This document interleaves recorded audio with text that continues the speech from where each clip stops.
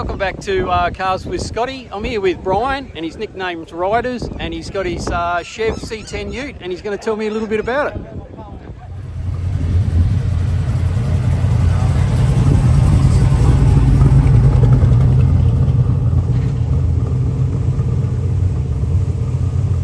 So, Riders, how are you, mate? I'm bloody fantastic, Scotty. How are you? Good, mate. Good. I love your Ute, mate. C10s are such a great truck to have. How long have you had it, bud? 4 years I've had the car. Yep. Got it off former apprentice's dad. Had it sitting in his shed doing not much, and had a little bit of a look at it. And 2 years later, he come back. You can buy it off me if you want. I did. Yep. Bought it for my dog. So there's my dog Scout down there. So Scout goes everywhere with you? Everywhere. Her name's painted on the door. So she's if I could register in her name, I would. Yep. So yeah, bought it off him and started to see the love affair with American cars. I've got a love affair with Australian muscle cars as well, but yep. These things are a totally different drive to Aussie cars, and as probably people in the car scene know, that once you get bitten by the American bug, especially the 70s, you're gone skis, and I'm well and truly gone ski with this car. Yeah. My favourite car of all time. I love it. Yeah. You actually don't see many C10s in Oz. You see many around? Don't see many. The most popular one is the 1972. It's got a nicer front on it, and the long wheelbase you hardly see any. There are the Chevy car club, which I'm not in on, but they're a rare car, and especially left-hand drive full reg. That's what I particularly like about this car. So you've kept it left-hand drive? Kept it left-hand drive. Yep. So it's good for street parking in Australia, isn't it? Because we drive on the other side. It's brilliant. And people go, how do you go driving the car left-hand? I say, I find it easier than a right-hand drive. I really do. Okay. Yeah. It's got a couple of noisy cars going past. Fantastic. Can't beat that sound, mate. It's wonderful. No, you can't, can you? So, what do you got under the hood? What's sitting under there? Well, it was a standard 300, even though it's got 400 badges on the side. Yep. So the motor seized last year.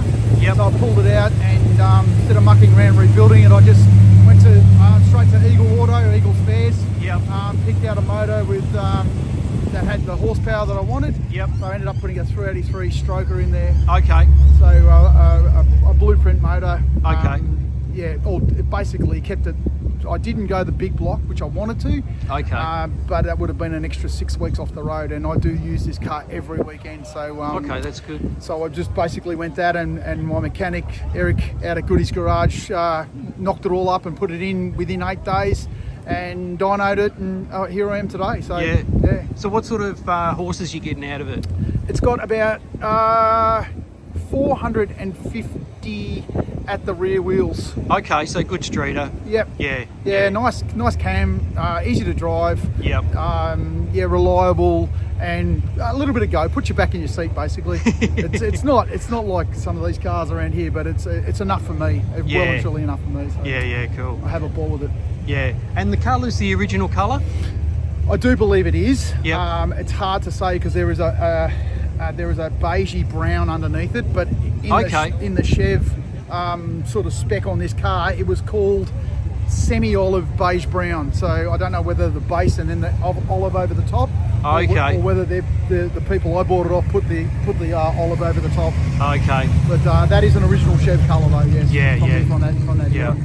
And what's the drive line? What is standard drive line?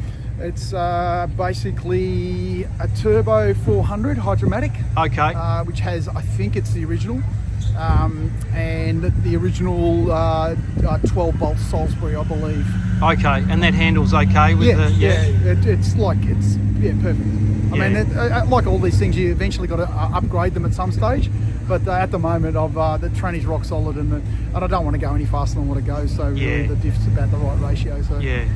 Good stuff. And have you got any more plans for it? You're just going to keep it like it is? I think I've reached where I wanted to get to. Yep.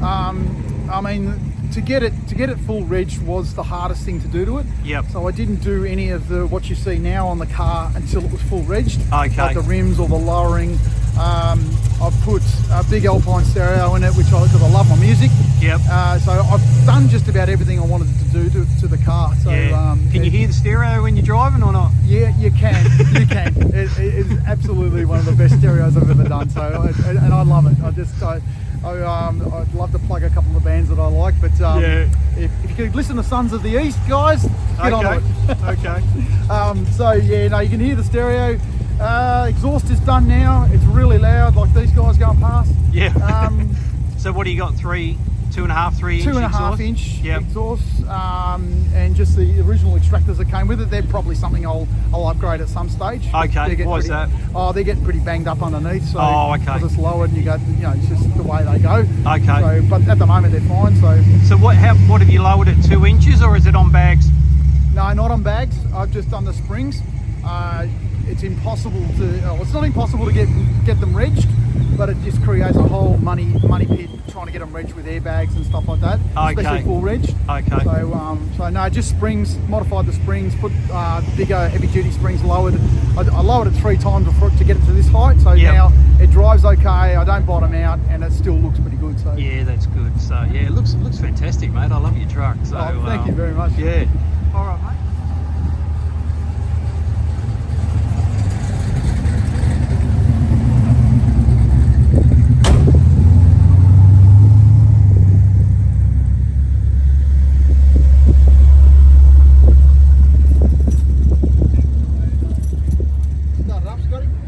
Start her up, bud.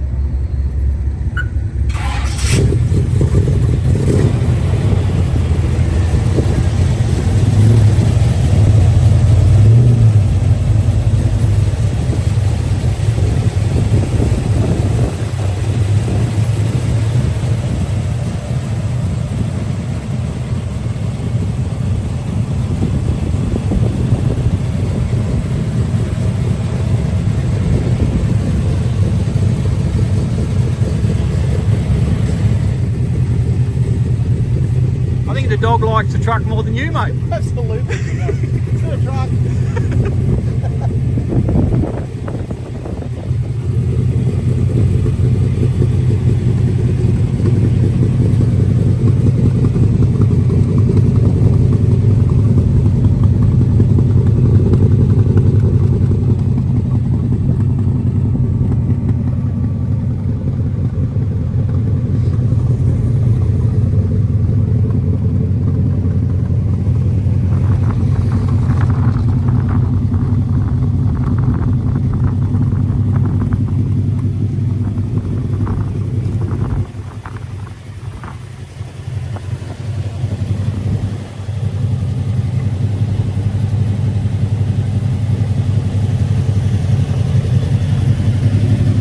Thanks, buddy. Thank you very much, mate. Okay, see ya. Bloody awesome.